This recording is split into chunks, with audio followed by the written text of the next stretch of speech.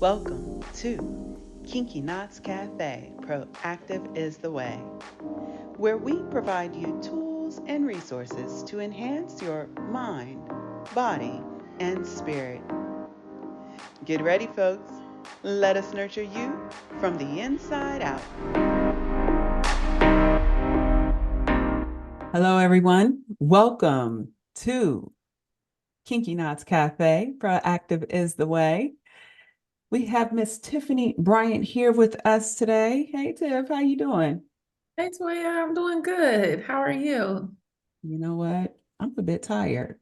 I I agree. wore out. Today, my kiddos had basketball practice, and I mean, they tried to wear a sister out 3 hours watching Well, basketball. Yeah, Momo I had think some. that was exciting though, because little kids are so they are so like vulnerable and so they just go after everything. Their motivation inspires you. Yeah, And well, especially what I told you about Miss May, honey.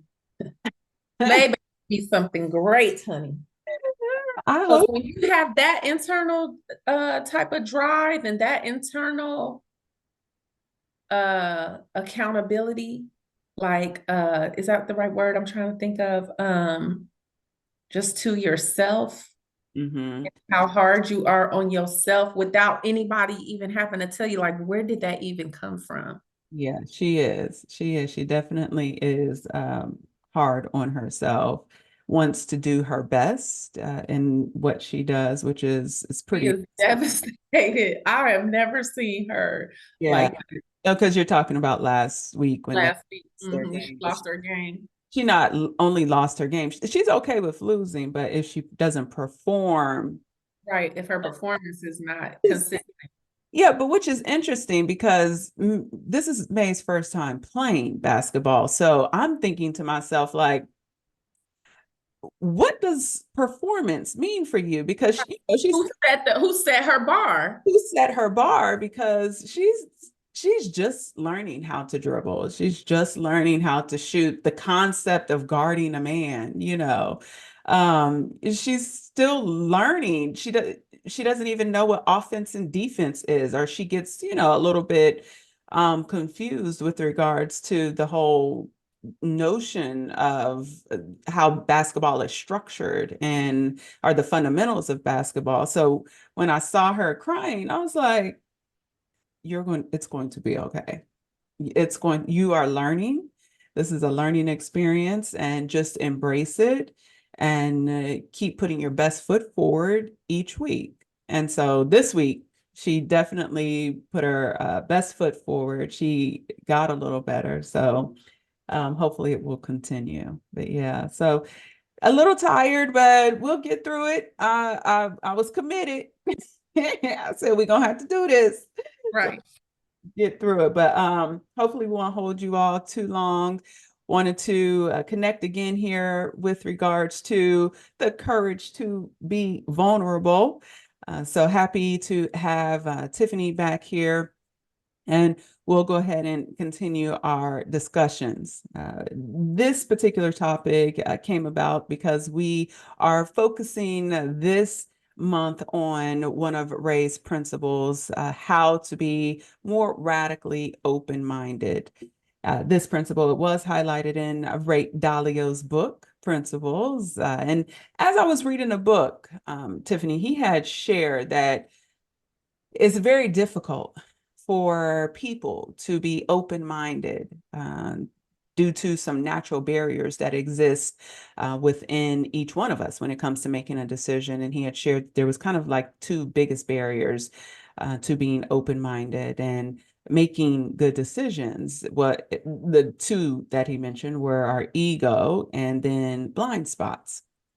And so he said together, these behaviors, these characteristics make it difficult for us to objectively see what is true about ourselves and life circumstances. And as such, it not only hinders our capabilities to make good decisions, but also to leverage each other effectively. Right. So you know, Ray, he's very analytical, right? So he's like, man, we have these blind spots. Our ego is getting in the way. Let's put together a framework. Let's put together a process for how we can become better at being radically open-minded. And I love that about him. But I kept saying to myself, well, that's wonderful. I appreciate all of the work that he puts around that. But is there a way that we can nip it in the bud before having to build frameworks, before having to build processes around navigating people's egos, navigating blind spots? And so I wanted to focus on the why. Why do we have these egos? Why do we develop these blind spots? And so I had 2 weeks ago, I had and did an overview with regards to some of the definitions for the definition for ego, the definition for blind spots. And what I realized is that these barriers, they exist due to our fears Mm-hmm. and So ability to be vulnerable, right? And so after this realization and my efforts to find a solution to overcoming these barriers to make his job simpler, I stumbled upon one of the greatest researchers on vulnerability, Brene Brown. right. I love her. I No, knew that she was about to you say. got, you got to listen to, have you listened to her TED Talks that she had? She on YouTube, she on TED Talks. What? I listen to her on the two different platforms, but yeah, no, she's really good. And you know, at UCLA, she's part of our curriculum. One Okay. of the authors. Okay, so she is a professor. I know she was a professor at the University of Houston, but I didn't know that her curriculum was built into your program. No, it's not her curriculum. There's no curriculum. Oh, there's no It's just the principles from her book. Like, so we were maybe we weren't mandated or required, but she was like a hot topic when okay. I started my PhD program. Oh, well, fantastic. Yeah. I mean, I ran into her because I was trying to find out, is there any type of resource? And I was like, what? Somebody researches this? Research vulnerability to see how. Research ability. She focused for like the last 2 decades studying courage, shame, empathy, fear. And so I found her book. And in her book, Daring Greatly, which has been our featured book for the month, she walks through explaining how vulnerability is both the core of difficult emotions like fear, grief, and disappointment. And throughout her book, she teaches us how to embrace vulnerability. And when we embrace vulnerability, it becomes the birthplace of love, belonging, joy, empathy, innovation, and creativity. So today we will discuss how the inability to be vulnerable and the ramifications thereof played out in our lives, and the steps that we can take to adjust our behavior to be happier, more effective, receptive to others' thoughts and their perspectives, and establish better relationships with each other. And to help us this month, I had an opportunity to connect with two guests to get their perspectives on vulnerability, how they manage it within their lives, and what they learned. So I don't know if you had a chance to look at the promo for this particular session, but Gregory is the founder of GBS Life Coaching. He is a seasoned professional with a background as a qualified teacher, serving as the head of sport in London for 5 years. Additionally, he's dedicated over a decade of his life as a governor, which was very interesting, for VIP families, providing valuable insights and support as a tutor and a men's life coach. He is a certified life coach, nutritionist, personal trainer, and counselor. I also had an opportunity to interview Julie. I love saying her last name, Coraccio. Strong Italian last name. She is the founder of Reawaken Your Brilliance, serving as an award-winning professional full-term life organizer. Also, she is a self-published author and certified life coach. If you all are interested in learning more about Julie, about Gregory, I have included web addresses to their respective sites in the description, so you can check them out a little bit more later on. All right, so we started off our discussions with understanding their experiences with vulnerability. And we'll start here with Julie. I had Julie talk to me first about a time within her life when she had to be vulnerable. Yeah, I'll definitely talk about myself. And it's interesting as I was thinking about the interview, because I've had to overcome this because I grew up in a fairly small town, and my family, you weren't allowed to be vulnerable. You could be vulnerable within the family, but not outside that. I was taught, you don't share what the family does with anyone else because you can be harmed because of things that happened to my great grandparents. So there was always that, you never say anything about the family. You always keep it in. So that was a huge part to be vulnerable. Obviously, most of us have been vulnerable when it comes to love, but I want to talk about business because I started my business at 40. And so, people are like, you're nuts or you're old and all that good stuff. And so most of my business life has been being vulnerable, doing it at that age. I was definitely afraid of public speaking. I remember the first time they gave me 30 seconds and I said, I'm Julie Seibert.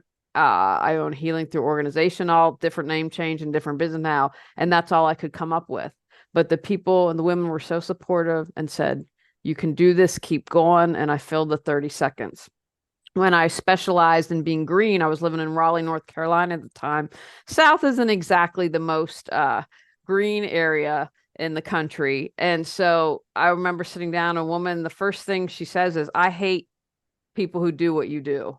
And I was like, well, how do I handle this? Now, in the past, I probably would have stood up and run away or gotten really angry and defensive. Instead, I became curious and said, well, why? And she said, because you're so wasteful. And I said, it doesn't have to be that way. And I walked and had her said all these things you can do. And I walked out of that meeting. I'm like, this is what I'm going to specialize in. So I was able to turn around a moment that could have not gone so well and made it well. And so for me, it's been continually doing that. And like you had a podcast and I have a YouTube channel and, I'm constantly criticizing, hate your voice. Okay, well, it is what it is. I can't change that. But I'll never forget watching that Brene Brown Man in the Arena speech, which I recommend to people all the time. And I was like, you know what? I'm going to continue to put myself out there because I'd rather do that than being a keyboard warrior or holding myself back. So for me, it's a choice. Am I going to support someone and potentially make the difference? I'm going to choose that every time over not doing that. Right, right. Oh, that's a beautiful story, beautiful opportunity to show individuals that you can overcome those things that really just initially you just feel like you will never get through. And by moving forward and going through it versus around it, you'd be amazed, right? Just going ahead and taking that challenge on. So kudos to you. So, Julie, what do you think with regards to her experience with vulnerability? What a unique and creative way to go about that and then be able to help others, like through you recognizing that you needed to be more vulnerable, even though the history of your family basically called for a practice of restraint, a type of restraint, almost like oppressive, which she was astute to identify how that would impact her overall growth, and her overall purpose in her life. So kudos to her for being able to identify that and still challenging herself to become vulnerable, although that she had been taught at a very young age that that's not something we're going to do. That's not something we're teaching you is valuable. So she found the value in vulnerability. I like that when she just said something about becoming curious, instead of becoming offended by someone who said, I hate people like you and what you do. Because that's like when you're attacking somebody's passion for something, I mean, you can really shut the person down. And like me, I'm like that, like at a point in my life where it's easier to shut me down. Whereas before I had all the energy in the world. Like actually you saying something like that would have fueled me. Whereas now it's just like, oh wow, it's like it's making me more reflective. Mhm. Um, Mhm. Yeah, because sometimes people see things that you don't see, right? And sometimes folks, they don't know how to talk, and things come across very condescending, very in a rude way. And so if we could practice to just kind of assume positive intention, mhm. looking at a particular statement being negative, look at it as an opportunity for growth, then it's amazing what we might find out, right? And so, yeah, that's pretty interesting that she did take a look at that a particular incident within her life and allowed her curiosity to help fuel to help her in her own growth and development. I thought that was pretty cool. I want to Now, go. piggyback off of what you said, assuming positive intentions. Imagine how much more productive, progressive our world would be if that were the case. Mhm. Like if we did assume positive intentions. I'm not saying to the point of foolishness though, right? That is correct. That is, Because you can assume positive intentions and be a whole damn fool, mhm. Where it, like like get the and probably where the word gaslighting comes from, or where the words like just really just like gaslighting, where people are just so gullible or believe, mhm. um, you know, because they want to be on the positive side of things. Right, right. Yeah, that definitely is a good point. Um, I want to go back to her family and the fact that how behaviors, how our being is cultivated at a very early age, God. right? And I think about like when she shared that with me, I was like, gosh, boy, we can tear up each other at a very young age. They say in the first 5 years you pretty much have developed your character, right? When you're born. It's Levinson's theory. Mhm. Say that again. It's called Levinson's theory that the first 6 years of your life, pretty much, How you that's your foundation. That's how you're going to be. Mhm. Basically. And it takes a lot for you to unlearn those behaviors so that you within yourself could develop. And how awesome it is that she found within herself to unlearn that behavior. Because especially when your family is involved and everyone's like, no, you do not share certain things about yourself that makes you look like you might possess incompetency or that you might not know that you have this level of ignorance. And I Mhm. keep thinking to myself, when we come from that particular mindset of not being honest, authentic with ourselves, how we live a life that it's a facade. Nothing is real. And I see that a lot. I see it a lot here in the US. I see how, a lot of individuals are living a very inauthentic life. And Right. I don't know why that disturbs me because I'm thinking to myself, I don't know you. Why should I care? But I do care. And because it negatively impacts when it's time for us to build a connection with each other.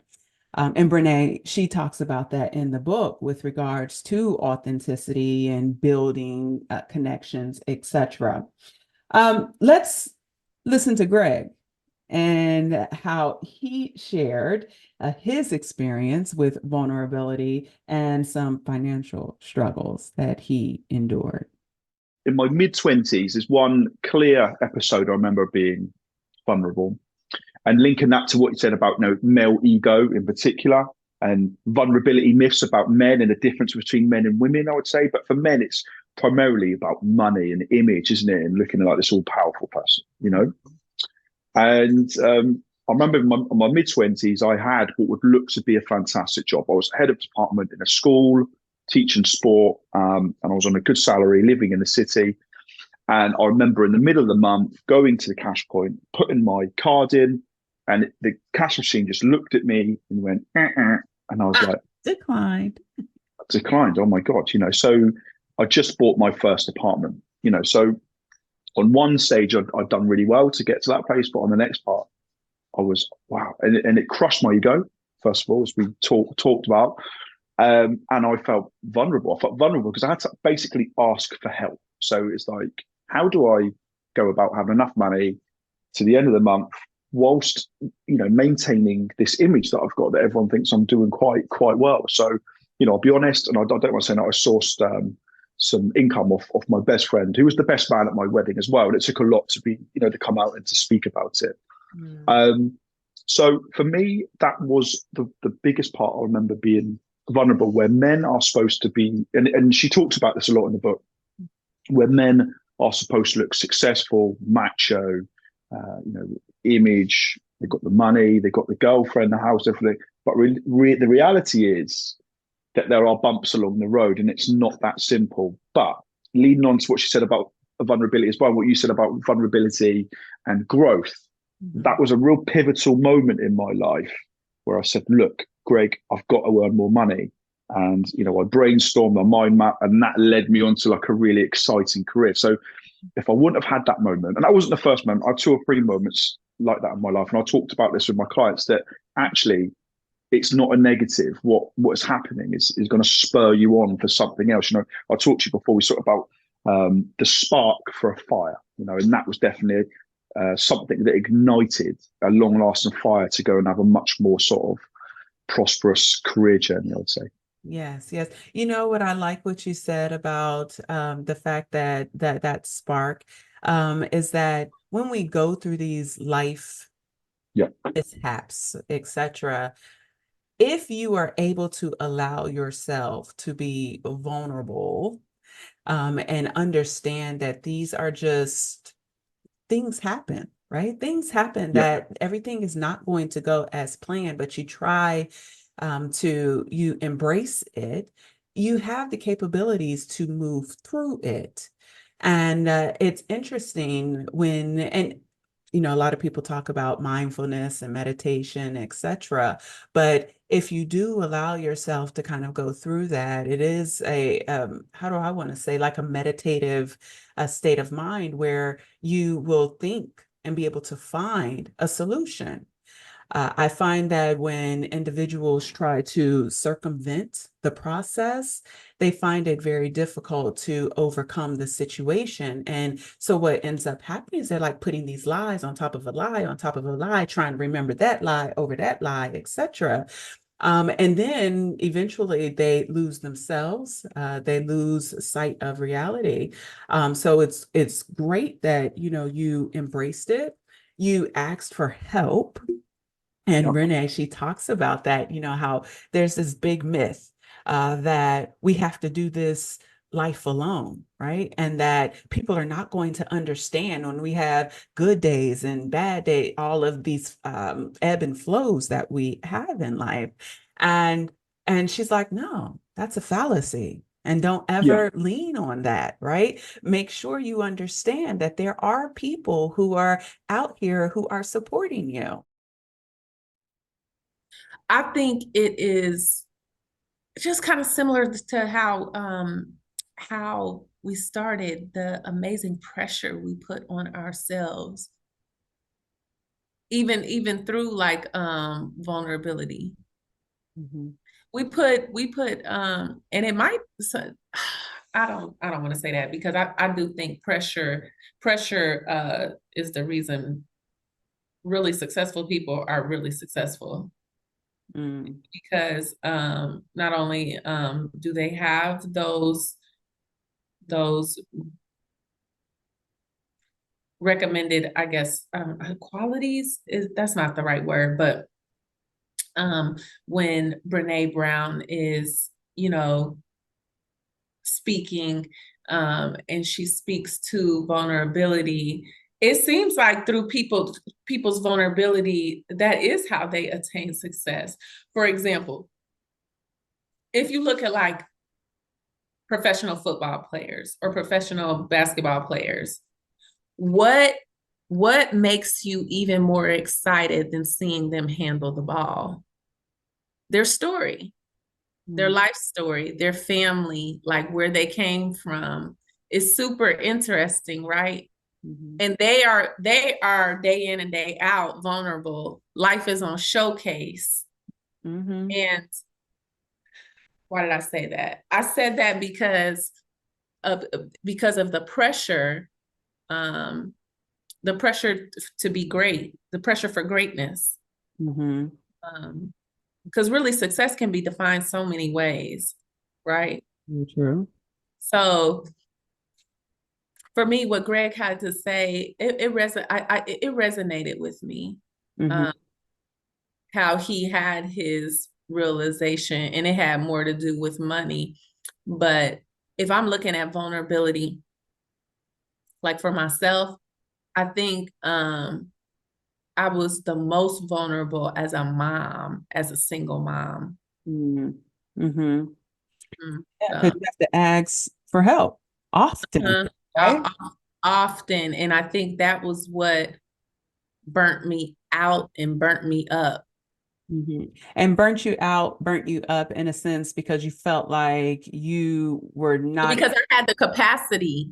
I knew that I had the capacity, but with children, sometimes the timing just isn't, it's not your timing. Some people, which I'm not envious, but I'm just so amazed that people still like, I planned my pregnancy, blah blah blah, I planned everything, I planned this, I planned that. Mhm. Mine was unplanned. So um the trajectory of motherhood for me didn't really go how I imagined it would have, Mm. should have, Mhm. who I thought I was. So Mm. so Yeah. But you were able to overcome that, right? And then serve your child the best that you knew how, by allowing yourself to seek for assistance when you needed it. And right. I said And that. super supportive family, like you, Correct. my daddy, super supportive family. So I'm thankful for that. But then, like when I look around, I'm just like, gosh, get a lot of people just don't have that. They True. don't have that. True. Yeah. And they have to lean on themselves in order to make it through, stand on their own in order to make it through. But to go back to Gregory, and his kind of financial struggles that he was going through, I mean, we see this particular instance in everyday life, whether it be finance, whether it be having an unplanned pregnancy and now having not being married, having a child out of wedlock and having to take care of this child on your own. We see this in everyday life. And how many times have we seen people have these certain struggles and still be able to rise above? And how did they do that? How did they do that? And I think Greg. They didn't accept negative connotations. They refused to accept someone else's subscription for their beliefs. So they took ownership in their own belief system. Correct. Their belief system, accountability, they held themselves accountable for what it is that they were going through. They embraced that particular experience and found a way, not around it, but how to get through it most effectively, right? So I thought that was pretty helpful that he very early on realized, you know what, I don't have the money. I'm going to have to ask for help. And I think that that was pretty awesome that he realized that very early on. Mhm. So this is a great segue. I wanted to talk to them about the struggles of vulnerability a little bit more, dive a little bit deeper by taking a look at a statement that Brene had within her book. She stated that vulnerability is courage in you and inadequacy in me. And so I thought that was powerful. I thought to myself, oh, that is interesting. So how often do we see, and you just stated with regards to NBA players, how often do we see individuals show their vulnerability and look at theirs as courage, but God forbid it happen with us. God forbid it happens to me. And within me, I see it as a weakness. And so I wanted to get their perspective on how did they view vulnerability within their lives? Did they view it as courage or a weakness? Let's take a listen to Gregory in his response.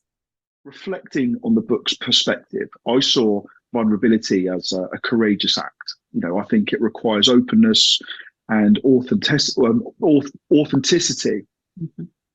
which ultimately led me to my outcome, if you like. So while vulnerability may be perceived as inadequacy by others, it recognizes it as a strength that fosters connection and personal development. So, I'll go back to that moment when I put my credit card in the cash machine and it went,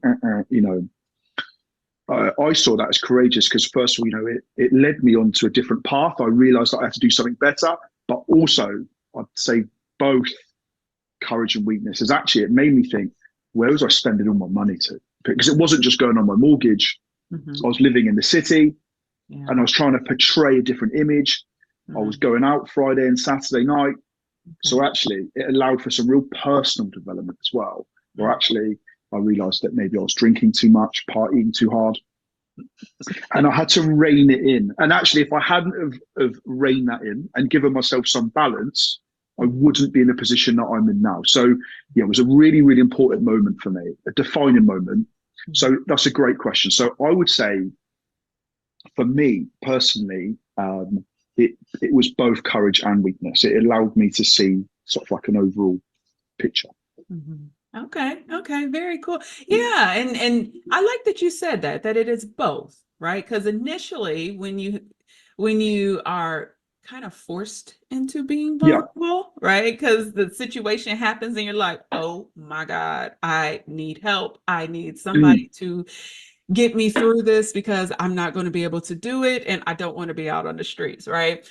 Just to your particular situation. And so from that perspective, you're like, what in God's name have I done? What am I doing? And it allowed you to reflect on your life, which is amazing because I think oftentimes we need that push.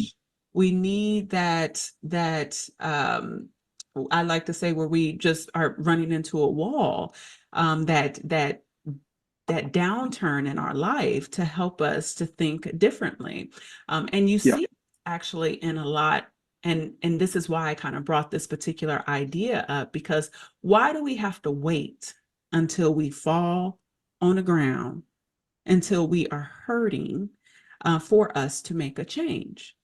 And I feel that if we learn to be more vulnerable, learn to be more open and receptive to the idea that we are going to have these downturns in life, and it's not for us to mull over. It's not for us to feel like we're inadequate. It's not for us to, beat ourselves up, for lack of a better term, but it is for us to really try and find the solution, to be more solution oriented and be able to change the course that we initially had placed ourselves on. And the way that we do that is, of course, by being vulnerable, by allowing ourselves to embrace the journey that we're going through and stop trying to circumvent and go around it, and get the help, the resources that we need in order to continue creating the best versions of ourselves. Hey, I really liked what Greg had to say there about the fact that from his perspective, vulnerability, it was courage and a weakness. What were your thoughts on it? I would say that,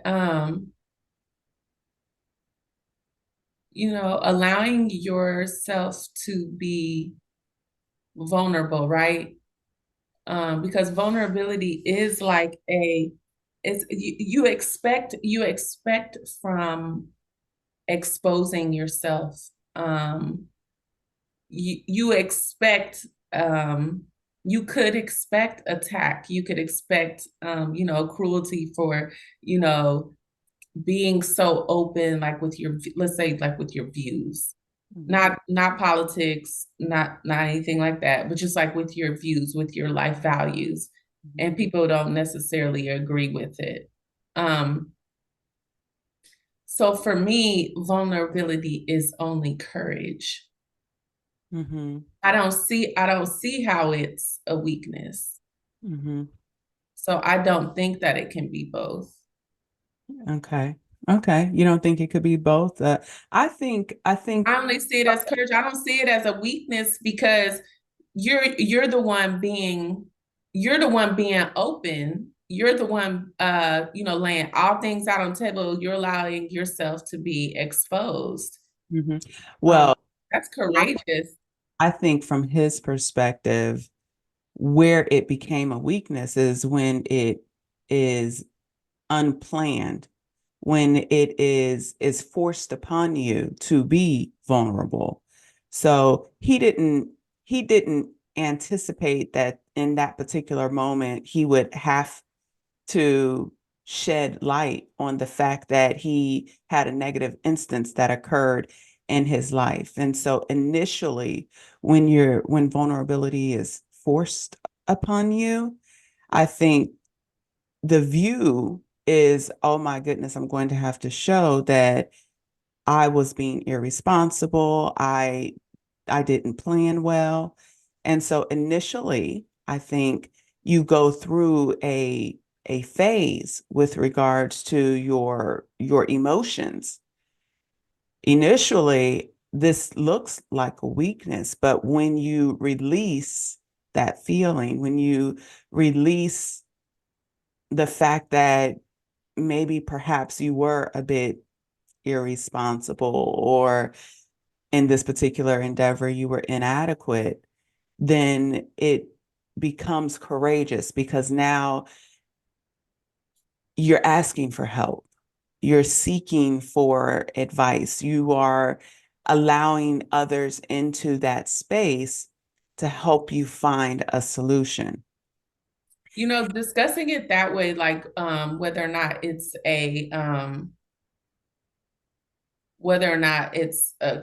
courage versus a weakness, makes it more complex, because I think the weaknesses that we have, right, like overspending,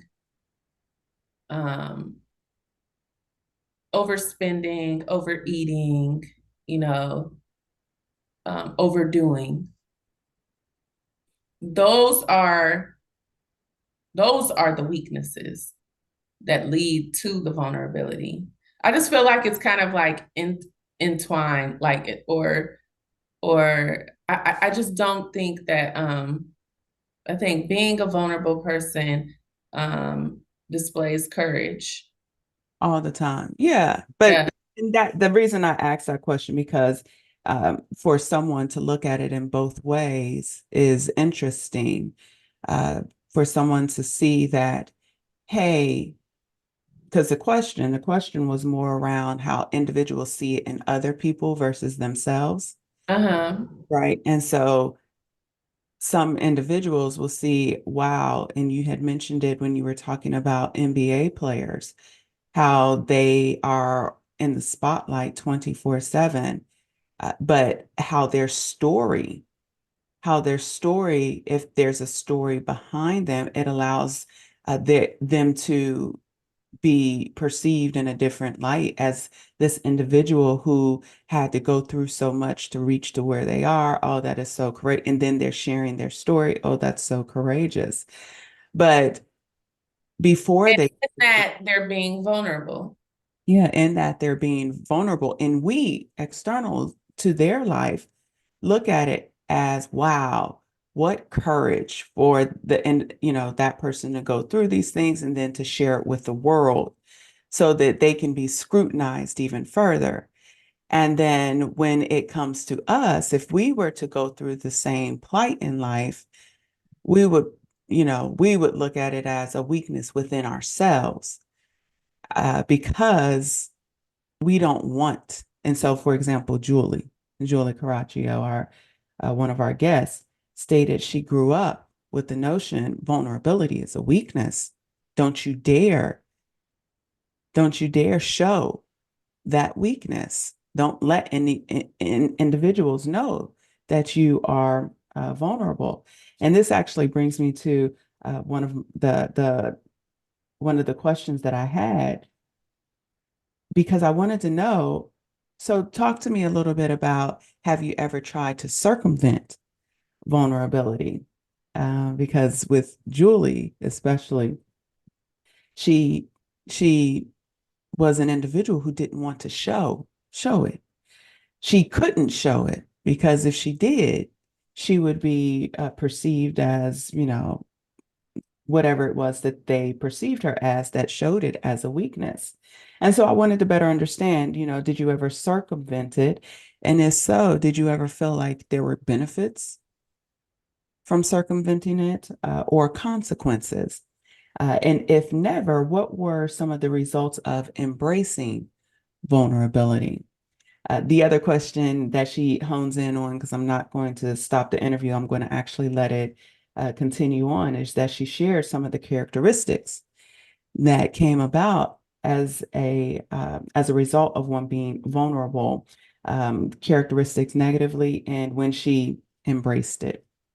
So let's take a listen to Julie talk a little bit about vulnerability and what that looks like. Younger, I definitely, was not vulnerable. And it was all, and I didn't realize it at the time, but it was like this underlying stress, because for me, one of the ways it came out is always trying to be perfect, right? And not realizing you can never be perfect, right? I was an older lady when I learned that, right? It wasn't something that I learned in my 20s. And I bottled so much in. And as I was thinking about this interview, I was really excited because I had an aha moment about myself.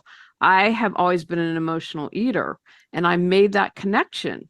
Well, you bottle stuff in, duh, it's got to come out some way, shape, or form. And for me, that was emotionally eating. Or the other thing I would do is I would bottle things up, and then like a volcano would erupt, right?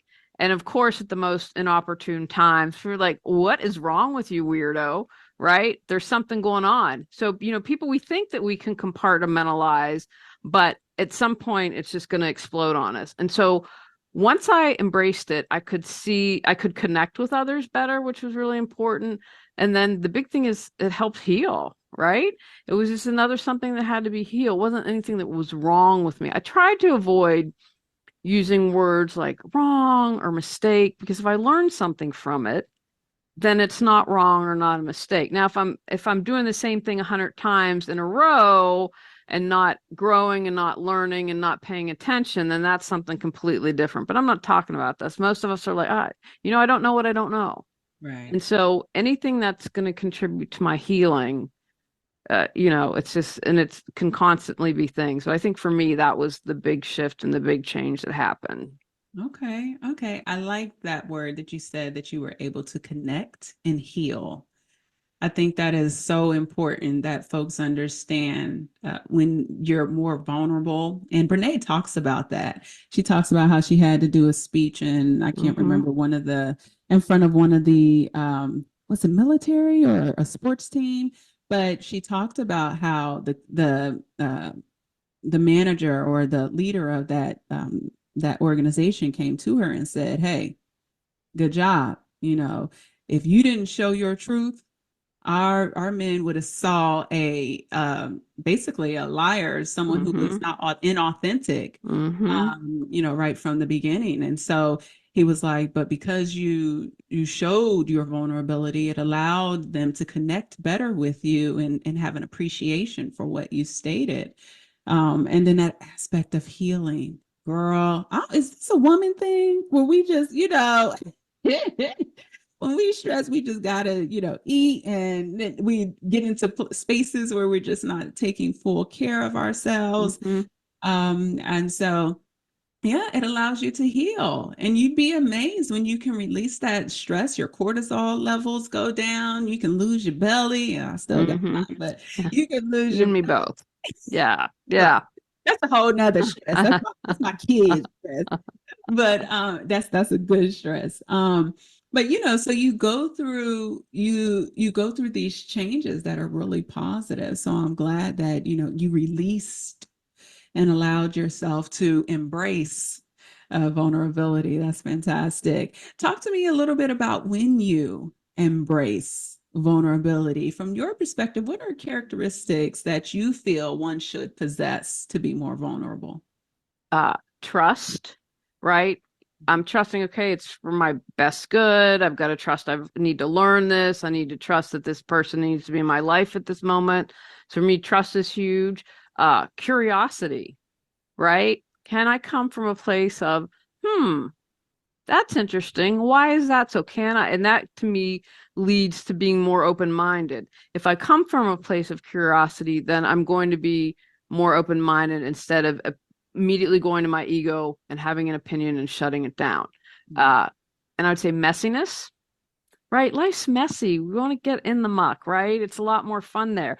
I mean, you can't feel joy if you don't feel sadness, right? And the more that you are able to embrace all your feelings, then you can, the bad with the good. So I would say that. And then the last one I would say is engagement is a word I'd use. An engagement within myself, with others, with the community. It's just, for me, that chain reaction. Yes, that's perfect. Thank you so much for that feedback. The one you went on, not engagement, but the one right before, help me to recall. Messiness. Nope, it was the one right before. Curiosity. Yeah, that is a big one. That one is a big one. I truly believe that when we allow ourselves to be vulnerable, it allows us to really see things that we once did not see before. And I think that's where we talk about those, Ray spoke about the blind spots. If you don't allow yourself to be curious, to be open, and you have that tunnel vision, right? You won't be able to see more broadly.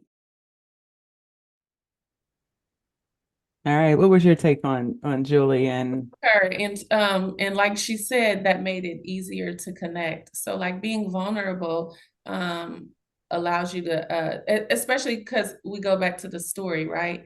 Everybody has a story. We're trying to, vulnerability allows you, well, not it allows you, but being vulnerable and telling your story, and just depends on the depth of your story as well too, but just the connections you're able to make, the way people want to help you when they know that you have vulnerabilities. They don't want to see, the perfect individual. I think from that, what that comes from is us wanting to be like one another, like knowing that you're not alone. right, you're not alone, and that other person, oh, they experienced that too? No way. Like, you know what I mean? Like sometimes our perception of people is just like they're so strong or, you know. Well, I think about when individuals finally arrive and we see them, especially in the media, we see them at their arrival, right? We don't ever see the Never see. point that it took for them to get there. And that's why I love sometimes when we do have the opportunity to go back, on these different TV stations and they do bioptic series or something of that nature where we get to take a look deeper into an individual's life and better understand that, wow, life is not a straight and narrow process. It's a complete jacked up jungle gym, and we're going forward and backward, up and down, having ebb and flows, good days, bad days. And I think if we had more opportunities to see that reality up front, then we would be more vulnerable. And we talk about it a little bit later, especially when I think about students who are coming out of college. And there's this perception that, they got to get ahead quickly, and that this particular success doesn't take time, because it does. It takes time. It takes you being vulnerable, you sharing with others, building your network, being able to connect so that you can build your network so that you can have that growth that you I see. think that's what you see on like social media platforms. You have people sharing their content, sharing their creativity. And like if you go in the comments sometime, they've been vulnerable sharing something, like their artistry that maybe somebody does or does not connect with. And the comments are so harsh.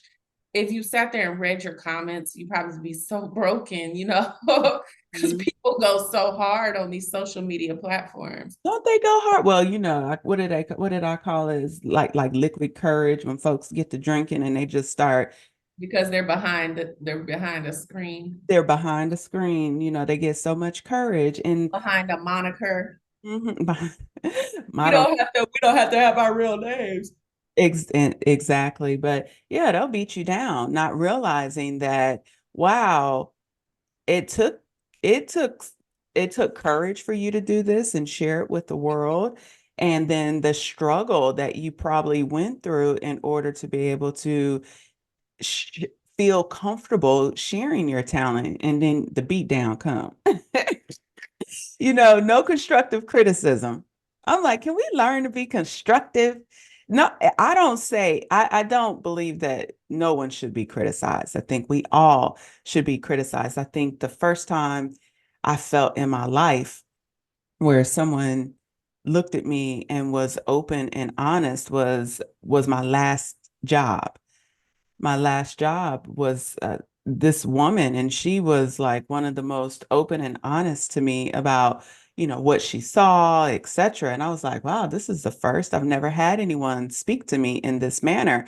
And I actually thanked her. I was like, oh, thank you. I'm glad that someone was able to share their perspective with me.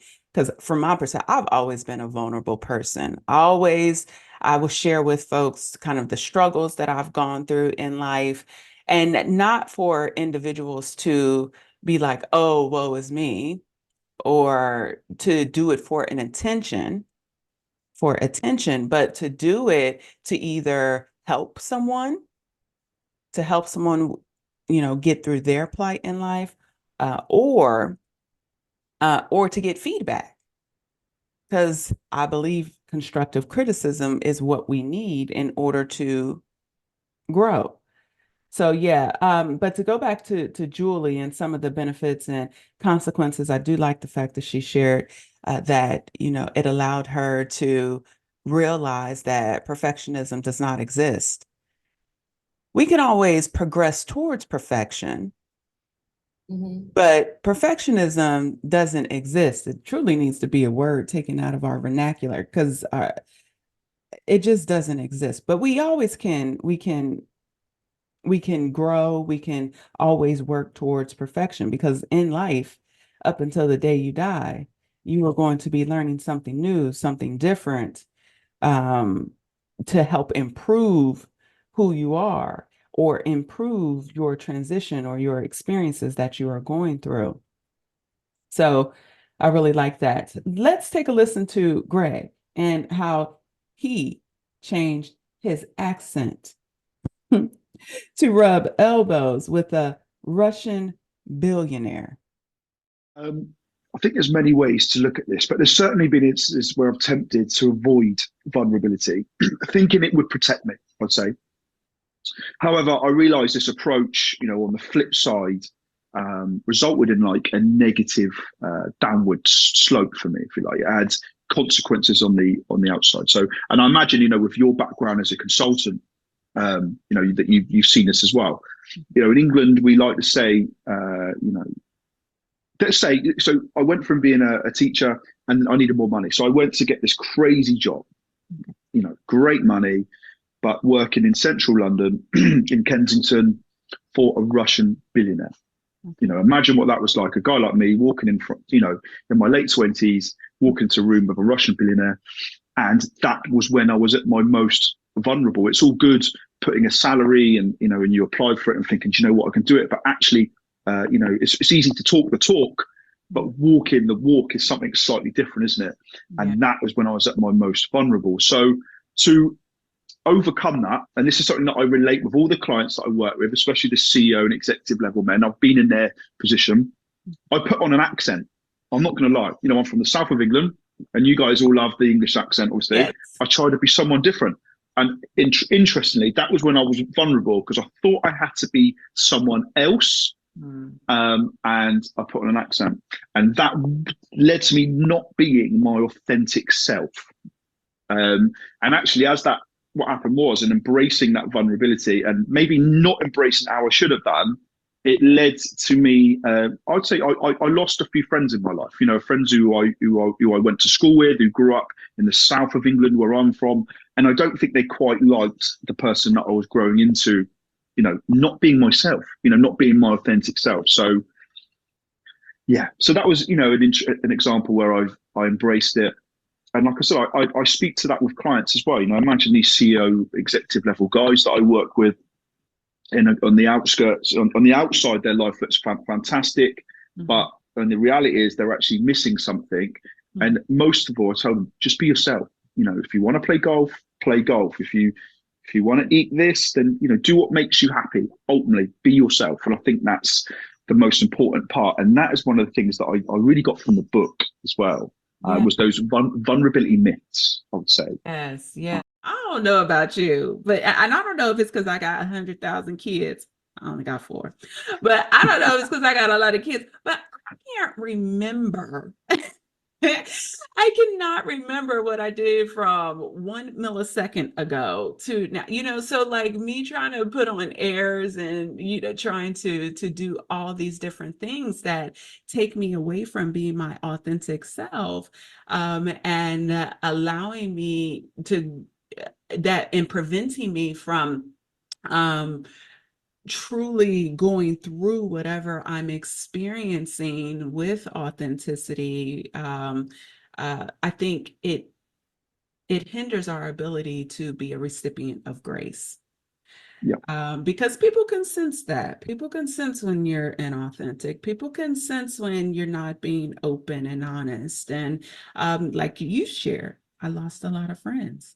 I think people saw that and they didn't like who I was becoming.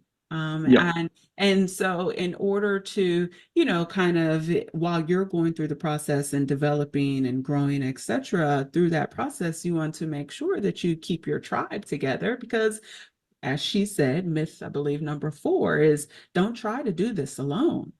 We're going to, at one point or another, need help. And so you want to be able to lean on those individuals and they're not looking at you like, he's full of crap. He's always crying wolf. I thought you had it all together. You don't want to lean on them and then they're bringing up all of these different things that they noticed about you. You want to be able to go to individuals and they are truly open to helping you and not focusing on who you were faking to be, right? Yep. Love that story. I Uh, wonder what he did. Like, so did he change his accent only when he was around that billionaire, or was he like? Because, excuse me, I don't know how they're able to even get rid of their accent, because some of the actors that want to act in America that are from Great Britain, they do that. They go to voice coaches to unlearn their voice. mhm, And think of that, unlearn your voice. mhm. Well, I think when we talk about it from an artistry perspective, that's so that you can get a particular role and you Yeah, are. no, I'm not saying, and I'm not going into that depth. That just came to me, like, we do things to unlearn our authenticity. Like, your voice is an authentic um exclusion about yourself, like the way we sound, you Mhm, know, and you doing things to unlearn that, or you using strategies to conceal or suppress that, to kind of move around, mhm, um so because you feel as if it makes you vulnerable, mhm. actually. Right, right. Yeah, I mean, Um, he used a different accent to please someone, to put up airs mhm. about who he was and where he was from. Oh, because they have different accents in different parts of England. So his Correct. friends, probably the reason why he was losing his friends is probably because they got the perception, like, wait, we're from the south of England, we sound like this, and you sound like a northerner, like, or something to that. So no, And I'm sure that's a good his, story. I didn't ask him, but I'm sure his character changed as well because he felt like he had to move a certain way. Greg's story was pretty interesting, and I do appreciate that he came to a point in his life where he realized that he had to make some changes, right? I want to share a quote that I had found that I really think speaks to what we have learned here today, especially about both of our guests. The quote goes like this. It says, "The illiterate of the future are not those who can't read or write, but those who cannot learn, unlearn, and relearn." Mm, And I think the stories that we had an opportunity to listen to today really speaks to that. Because if we don't have that capability to learn from our plights in life, to learn, to unlearn, which is what Julie did, right? She unlearned a certain behavior and relearned how to be vulnerable, etc. We hinder our capabilities to grow. We hinder progressiveness. We hinder our ability to connect with mm, one another, mhm, so that individuals can feel comfortable and confident in knowing that they, although going through something within their life, that they can overcome it. mhm, And so I just wanted to share that quote because it really spoke to me about the importance of, even if we did come from a certain environment where folks said, do not do this, take heed, because in that you might be losing something. mhm, In the secrecy, you might be hindering not only your growth, but the growth of others. And I shared this several episodes ago. We are keys that unlock doors, each one of us. Each one of us serve as a key to unlock a door. whether that is the door within our life, but it could be the door in someone else's life. And if we don't learn how to be more vulnerable, be more open, be more authentic, we might be hindering our ability to progress within life. And so I love that quote. I loved hearing Julie and Greg's stories about what it took for them to get to that point of being vulnerable and the benefits that came out of being vulnerable. It's okay. It's going to be all right. All right. So, of course, I could not leave my guests. I could not let my guests leave me without speaking about principles.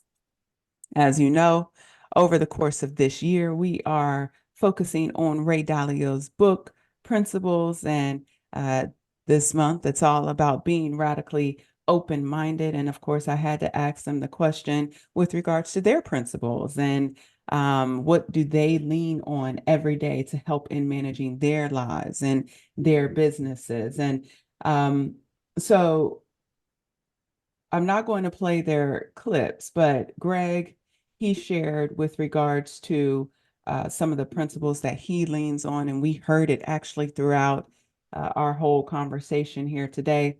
He stated authenticity is critical to possess, being authentic, true to yourself. He talked about time management, and he gave a couple techniques. I'll put those techniques in the description for you to learn about. He talked about being mindfulness, and that life is a continual learning process, making sure that we are learning day in and day out. And then Julie, she shared that one of her principles was radical transparency. Oh, I like that. Oh, that was really, really good. Radical transparency. So just making sure that in everything that she does, she's showing her truth, being transparent, because, and I think she shared it earlier on in our interview, she shared a particular instance in which she was transitioning into having her own business and then having to get up in front of individuals and speak. And she had to do a 30-second spiel and she couldn't do it.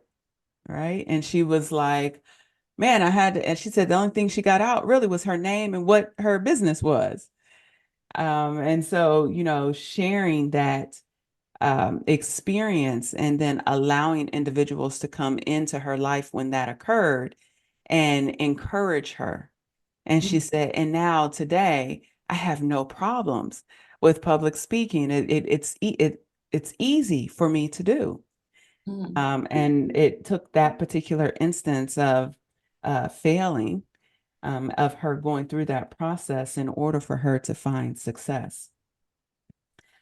The last question that I had honed in on was if they had to leave a message for the next generation, what are some lessons or principles they would leave to ensure that they stayed on the right path to success?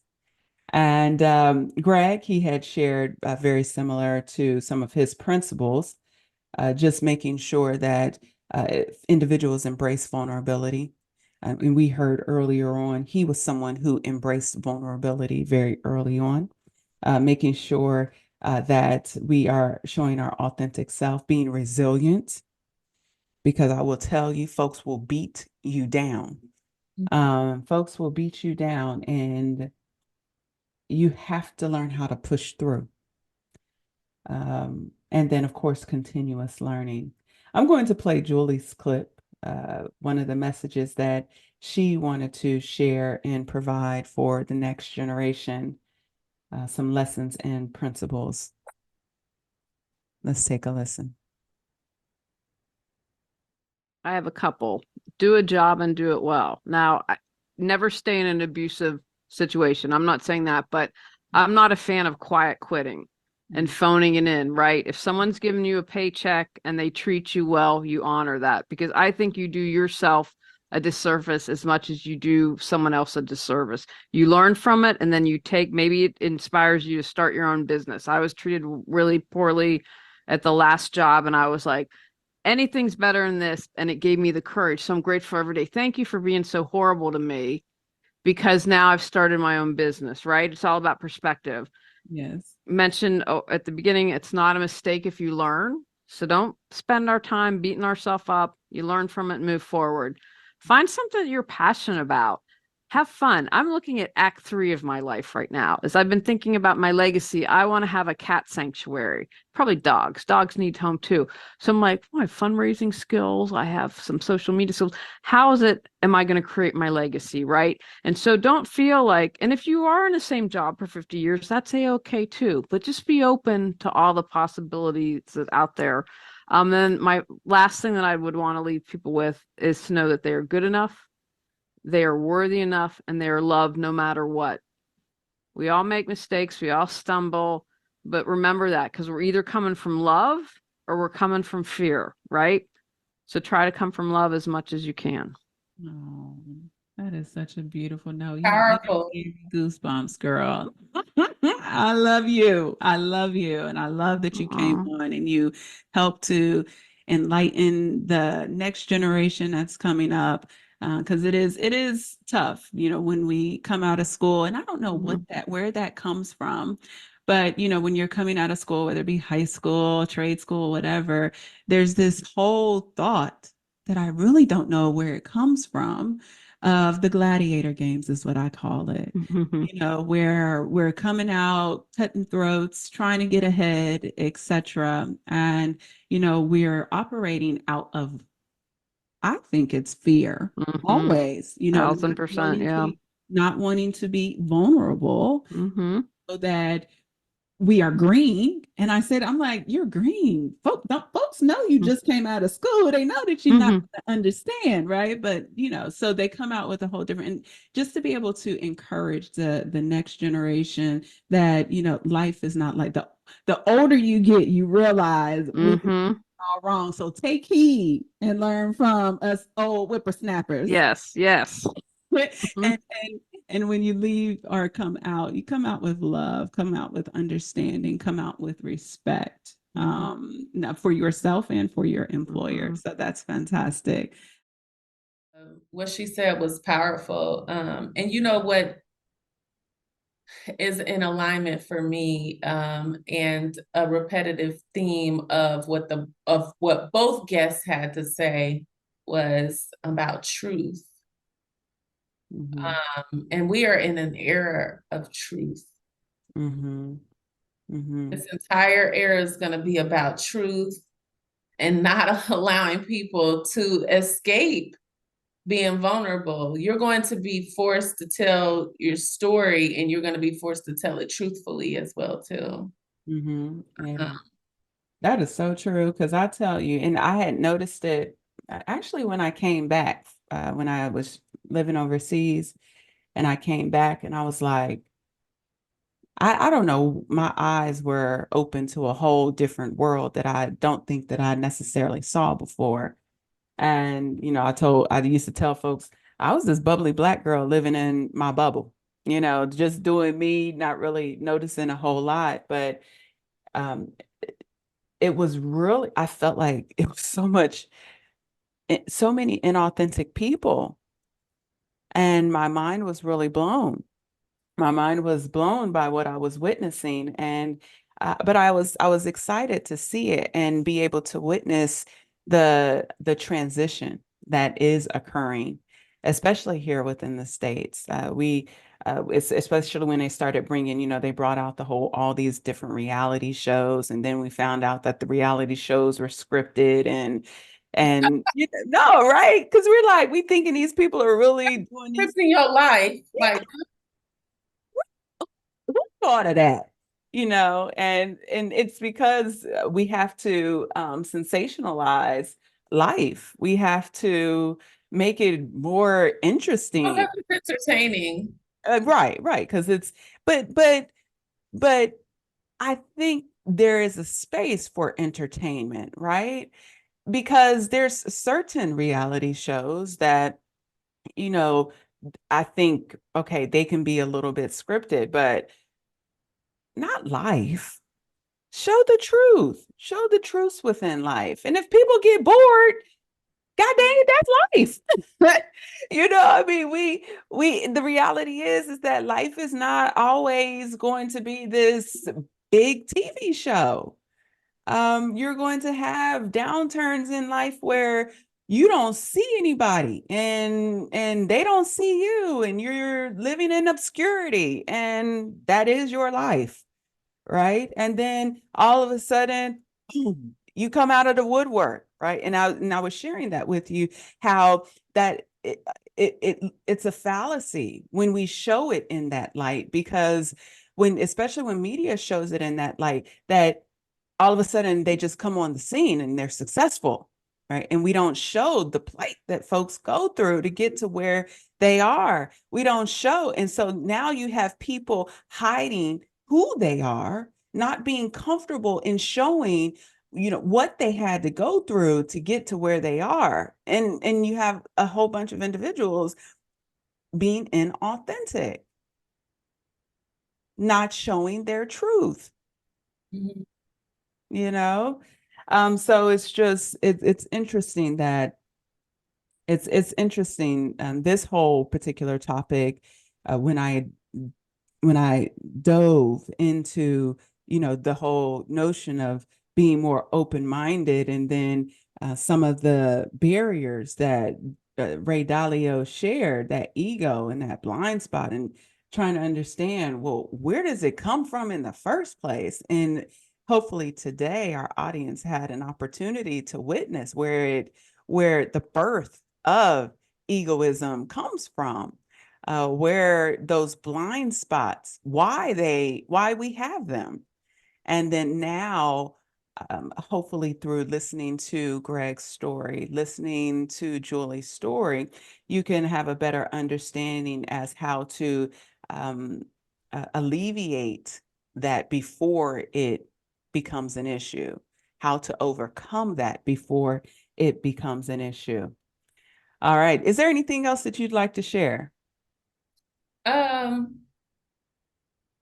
The last Julie's again, her statements she made, her advice that she gave were most powerful. I resonated with what she had to say, especially like about leaving a legacy. And this is like an epiphany for me, because I told you what happened to me at work and how, healthcare has changed so much, and the challenges that we have in healthcare, you know, people treating you badly, and treating you so badly, like you're like, thank you. Now I'm gonna go open my own business. So this really kind of awakens me and lets me know, like listening to her, that let me know that I need to open my own business. Mm-hmm. I need to leave organization. It's never been a place I've ever fit in, because I don't play politics well. Mm-hmm. I've never played politics well. This is inbred in me from a little person. Mm-hmm. In school, I was challenged. I've never been a subordinate very well. No. I've never played well as a subordinate.